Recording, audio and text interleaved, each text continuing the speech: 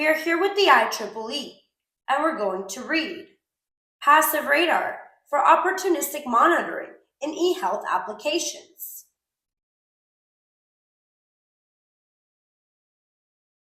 This paper proposes a passive Doppler radar as a non-contact sensing method to capture human body movements, recognize respiration, and physical activities in eHealth applications. The system uses existing in-home wireless signal as a source to interpret human activity. This paper shows that passive radar is a novel solution for multiple healthcare applications, which complements traditional smart home sensor systems. An innovative two-stage signal processing framework is outlined to enable the multi-purpose monitoring function. The first stage is to obtain Premier Doppler information by using the high-speed passive radar signal processing. The second stage is the functional signal processing, including microdoppler extractions for breathing detection and support vector machine classifier for physical activity recognition. The experimental results show that the proposed system provides adequate performance for both purposes and prove that non-contact passive Doppler radar is a complementary technology to meet the challenges of future healthcare applications. So, the microdoppler extraction, these are those feature values. Whenever we pull POLL, your feature values for human activity recognition radar to see if you're sitting, standing, or how you're breathing. They are using different bioelectric magnetic algorithms that are specifically matched to your DNA.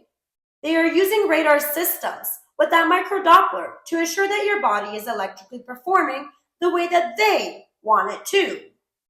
We're going to go over here. This is a very interesting article on human activity recognition.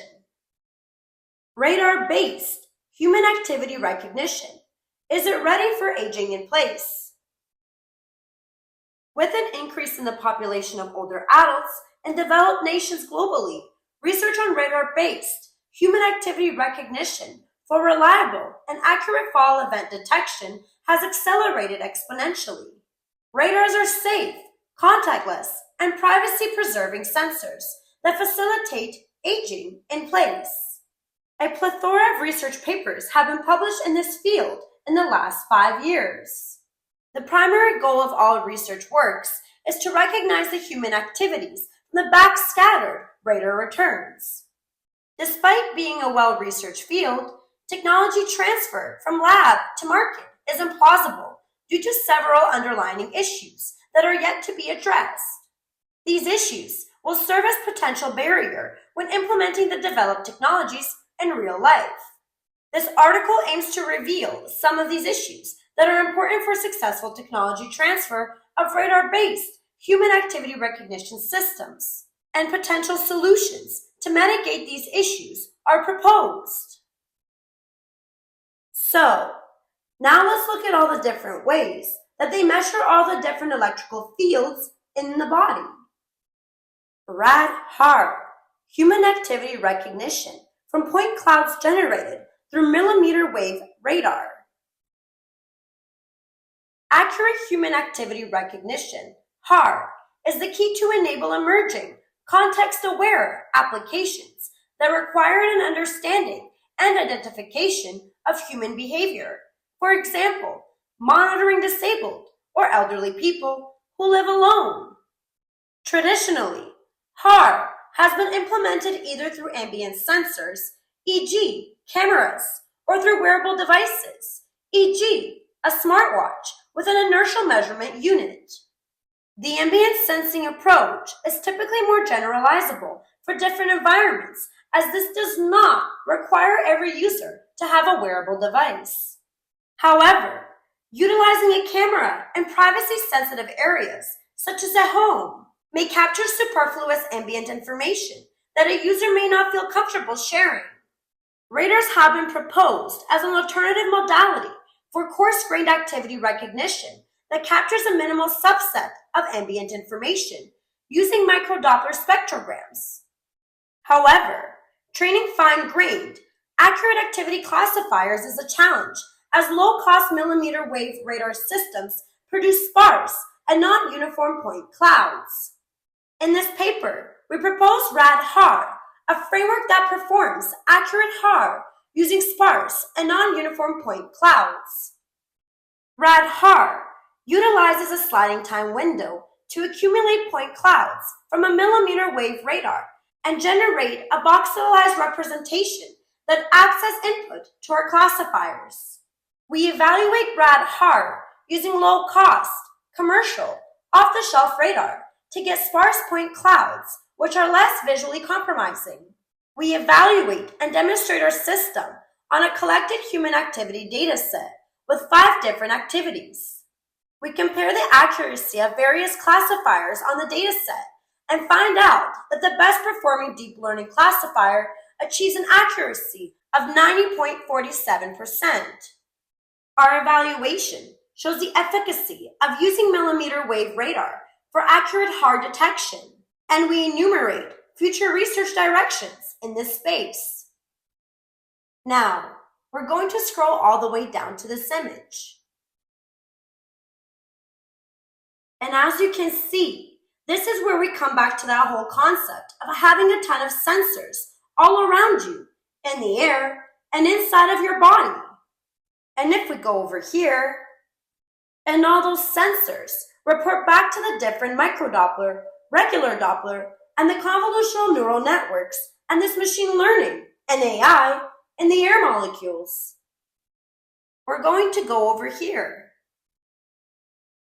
Performance evaluation of magnetic resonance coupling method for intra-body network.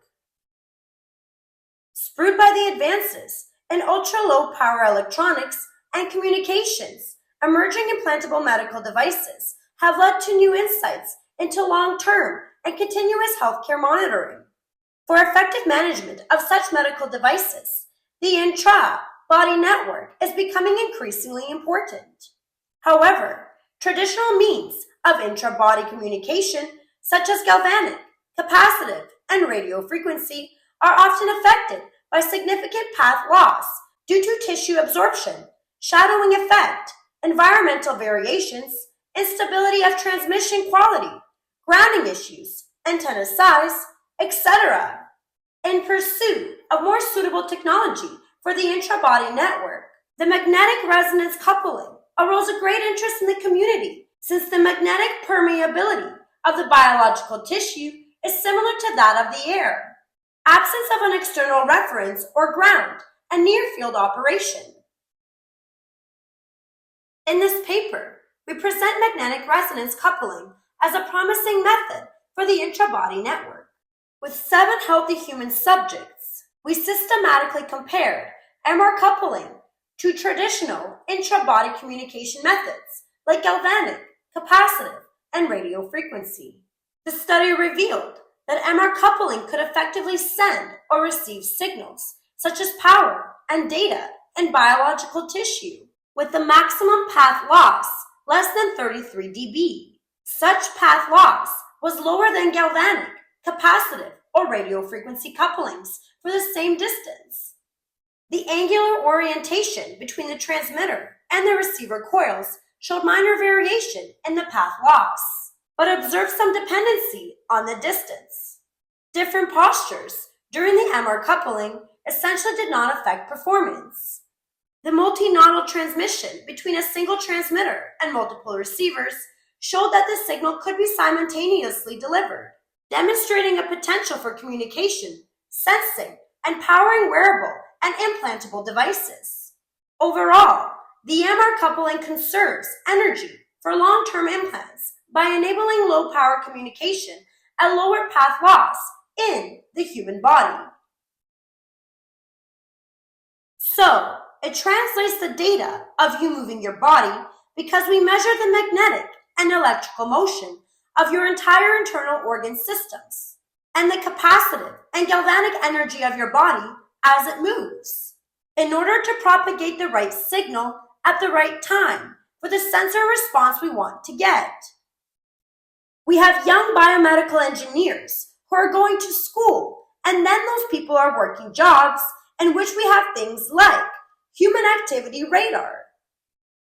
They are watching people electromagnetically using biotelemetry, and they are using our own bodies to do it. If people knew that your digital twin was so well known because of things like human activity recognition radar, in which they are watching you move, they are watching you sleep, they are tracking your features for your digital ID. This is your microdoppler for your suspicious human activity recognition radar, in which, on their little phone, they get a really pretty image of what you're doing, based on that EEG calculations that they are watching and the air molecules, usually in the wireless sensor networks, that are all around you and through you. We're going to go over here to Springer Link and read another good article. Interhuman activity recognition using high-dimensional sensors and deep neural networks. Many smart home applications rely on interhuman activity recognition. This challenge is currently primarily tackled by employing video camera sensors.